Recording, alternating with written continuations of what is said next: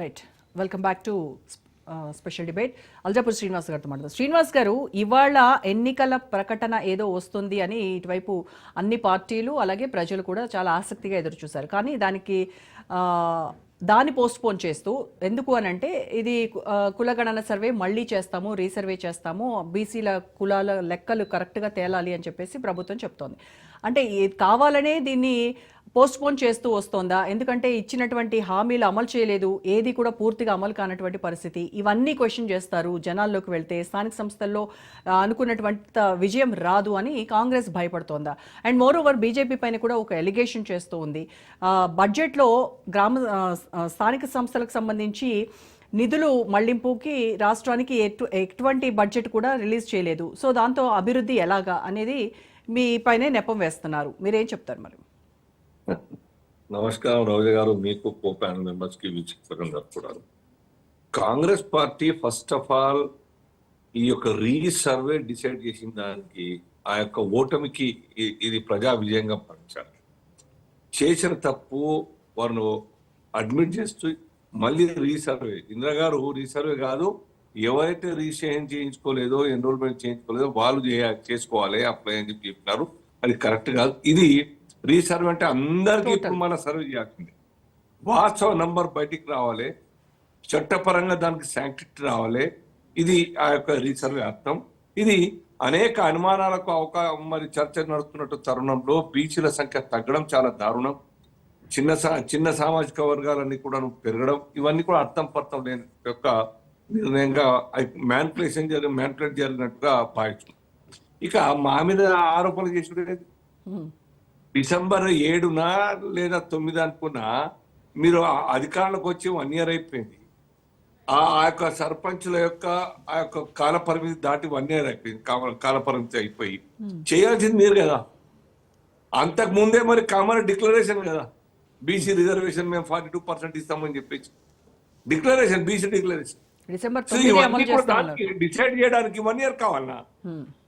మీకు తెలియదా? 42% ఇవ్వాలి, కులగణన కూడా మాట ఇచ్చినారు మీరు. చాలా గొప్పగా దేశంలో ఎవరు చేయలేని పని మేము చేస్తున్నామని చెప్పేసి మాట్లాడి ఓటు పొందే ప్రయత్నం చేసి ఆ కులగణన మున్న చేస్తారా నెల కింద? దాని ఇంతకాలంగా గ్రామ వ్యవస్థ ఏమవుతుంది మీకు అర్థం తెలియదు ఆ విషయం. పరిపాలన మొత్తంగా కూడా గ్రామ పంచాయతీ పాలక వర్గాలు ఆ యొక్క పని చేయకుంటే కేవలం ఎగ్జిక్యూటివ్ ఆఫీసర్, పంచాయత్ సెక్రటరీ మీద వదిలేస్తే ఆ గ్రామం, ఆ మేజర్ కావచ్చు, మైనర్ గ్రామ పంచాయతీ కావచ్చు, లేదా ఇప్పుడు మరి మున్సిపల్ కౌన్సిల్ కావచ్చు, ఏ రకంగా ఆ ప్రజలకు సమస్యలను అడ్రస్ చేయడానికి అవకాశం ఉంటుంది.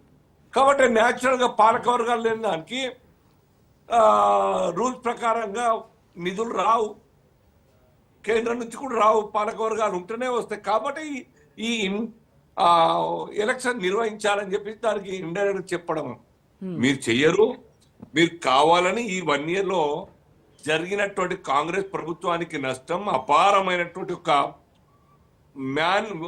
ప్రజల విశ్వాసం కోల్పోయిన కారణంగా ఎలక్షన్ పెడితే మళ్ళీ ఓడిపోతాం. భలే ఓడిపోయిన తర్వాత మళ్ళీ పార్టీ బేసిస్ కావు కాబట్టి ఏం కాదని అనుకోవచ్చుగా. కానీ ఎక్కడో చోట తిరగక తప్పదు. ఎమ్మెల్యేలు వారి కార్యకర్తలకు సపోర్ట్ చేయడానికి ప్రచారం కోసం రాక తప్పదు. కాబట్టి ఆ యొక్క ప్రజల్లోకి వచ్చినప్పుడు ప్రజల్లో తిరుగుబాటు చూస్తున్నాం మనం. అనేక సందర్భాల్లో ఎమ్మెల్యేలకు, మంత్రులకు ప్రజలు తిరుగుబాటు చేస్తూ ఉన్నారు. సో ఈ పరిస్థితి రోజు ఉంటాయి. ఎలక్షన్ టైం దాకా 12-15 రోజుల పాటు ఈ సమస్య ఏందబ్బా, let's dragon, try to dragon అని చెప్పేసి డ్రాగన్ చేస్తా ఉన్నారు. ఎంతకాలం చేస్తారు ఇది? జవాబుదారీతనం ప్రభుత్వము ఏ రకంగా ఈ యొక్క తప్పుని, ఈ యొక్క డిలేనెస్ ని ఏ రకంగా సమర్థించుకుంటారు? కోర్టులు కూడా తప్పులు చెప్పేటువంటి, తప్పు పట్టేటువంటి పరిస్థితి ఉన్నది. కాబట్టి ప్రభుత్వం బీసీలకు తీరని అన్యాయం చేయడానికి కుట్రపని వాస్తవం. అది మీరు రీసర్వే పేరు మీద అనౌన్స్ చేయడం, అది 100% మీరు ఒప్పుకోవాలి, తప్పు జరిగిందని చెప్పేసి. శ్రీనివాస్ గారు, ఇప్పుడు రీసర్వే అంటే మళ్ళీ రీసర్వే స్టార్ట్ చేసి మళ్ళీ ఇది కంప్లీట్ అయ్యి మళ్ళీ ఆ రిపోర్ట్ వివరాలన్నీ బయటకు వచ్చి ఎప్పటికీ తెగేది ఇది మళ్ళీ రెడ్ వచ్చే మొదలయ్యేలాగే ఉంటుంది. మీరు బాధ్యత రాహిత్యంగా 1 year అయిపోయినా కానీ దానికి పని మొదలు పెట్టలేదు. December 9th లాస్ట్ ఇయర్ అప్పటి నుంచి పని మొదలు పెట్టే దానికి కారణం మీరేనా. మళ్ళీ ఇప్పుడు కావాలని తాత్సారం చేసే ప్లాన్ ప్రకారం మీరే చేస్తా ఉన్నారు. సో మీ ఉద్దేశంలో కింది స్థాయి ప్రజాపాలన, కింది స్థాయి సర్పంచులు, వార్డు మెంబర్లు, ప్రజా వ్యవస్థ, పరిపాలన వ్యవస్థ అవసరం లేదు. మీకు కావాల్సిందల్లా మీరు అధికారంలో ఉండడానికి ఎమ్మెల్యేలు కావాలి. ఆ ఎలక్షన్ జరిగినాయి, ఆ అధికారంలో ఉన్నారు చాలు. గ్రామీణ ప్రాంతాలు ఏమైనా కానీ అనే ఆలోచన మీకు, ఇది మంచిది.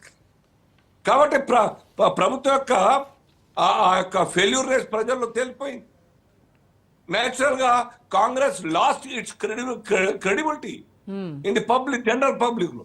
సామాన్య ప్రజలంతా కూడా అనేక సమస్యల మీద మాట్లాడుతూ ఉన్నారు, ప్రభుత్వం మీద మరి తిరగబడతా ఉన్నారు. ఎన్ని అంశాలు మీరు ప్రామిస్ చేస్తే ఉన్నాయి, ఏ ముఖం పెట్టుకొని పోవాలని చెప్పేసి మాట్లాడుతున్నారు తెలియదా? ఏమంటారు ఇప్పుడు టిఆర్ఎస్ సర్కార్, బిఆర్ఎస్ సర్కార్ చేసిన పాపానికి ఆ బాకీలకు మేము వడ్డీ నెలకు 6,000 కోట్లు చెల్లించే పరిస్థితి ఉన్నది, ఈఎంఐలు కట్టే పరిస్థితి ఉన్నది, కాబట్టి మేము చేయలేని పరిస్థితి. మీకు తెలియదా? శ్రీనివాస్ గారు, మీరేమో వాళ్ళని ఏ మొహం పెట్టుకొని వెళ్తారు ఓట్లకి అని అడుగుతున్నారు కదా. మరి వాళ్ళేమో అసలు కేంద్రం నుంచి రావాల్సినటువంటి నిధులు లేక గ్రామ వ్యవస్థలు, గ్రామ స్థానిక సంస్థలు అన్ని కుంటుపడినటువంటి పరిస్థితి, అభివృద్ధి అని చెప్తూ మీ పైన ఇది చేస్తున్నప్పుడు అది అదే కనుక జనం నమ్మితే మరి మీరు ఏ మొహం పెట్టుకొని వెళ్తారు రేపు? లే నమ్మే ప్రశ్నే లేదు. ఎందుకంటే ప్రజలు చాలా హుషారైపోయినారు. మేము మోదీ గారి సర్కార్ ఏ రకంగా దేశాన్ని పాలిస్తున్నది చూస్తూ ఉన్నాం. కాబట్టి మోదీ గారి యొక్క చాలా స్పష్టమైనటువంటి ఒక మాటతో ప్రజలు అర్థం చేసుకొని ఇవాళ ప్రజలు సమర్థిస్తాం. నిన్న ఎలక్షన్ చూస్తాం ఢిల్లీలో ఏ రకంగా ఆ కేజ్రీవాల్ సర్కార్ని తూలనాడి మొత్తంగా కూడా అధికారం నుంచి స్వయాన కేజ్రీవాల్ ని వాళ్ళ మంత్రులందరినీ ఓడించినారో. అన్ఎడ్యుకేటెడ్, చాలా తక్కువ లిటరసీ ఉన్నటువంటి ఒక ప్రాంతాల్లో కూడాను ఆ యొక్క ప్రాంతంలో బీజేపీని గెలిపించినారు, ఆ పార్టీని ఓడించినారు. సో ఈ ప్రజలు social media such active media అయిపోయింది ఇవాళ. మిమ్మల్ని గెలిపించింది కాంగ్రెసే. అల్జాపూర్ శ్రీనివాస్ గారు, ఢిల్లీలో మిమ్మల్ని గెలిపించింది కాంగ్రెసే. రోజా గారు, ప్రజాస్వామ్యంలో ఎవరైనా పోటీ చేయొచ్చు, ఎన్ని పార్టీలను ఉండొచ్చు. కాంగ్రెస్ వచ్చే 4 ఓట్ల కారణంగా మేము గెలిచినామంటే ఆ 1% కావచ్చు, 2% కావచ్చు, 3% కావచ్చు. గెలిపే ప్రజలు మాకు కాబట్టి ఇక్కడ కాంగ్రెస్ ఏ కోశాన కూడా ఈ యొక్క ఆరోపణ నుంచి తప్పించుకోలేదు. ఈ రాష్ట్ర యొక్క భవిష్యత్తు, రాష్ట్రం యొక్క డెవలప్మెంట్ విషయంలో కాంగ్రెస్ తీరని అన్యాయం చేసింది ఒక రాష్ట్రానికి. ప్రజలకు తీరని నష్టం కలిగిస్తా ఉన్నది. ఇంకా నష్టం కలిగించాలని ఒక కుట్రతోనే తాత్సారం యొక్క టాక్టిక్స్ ఆడుతా ఉన్నది కాంగ్రెస్ సర్కార్. రైట్ అండి. ఓకే, ప్రణీల్.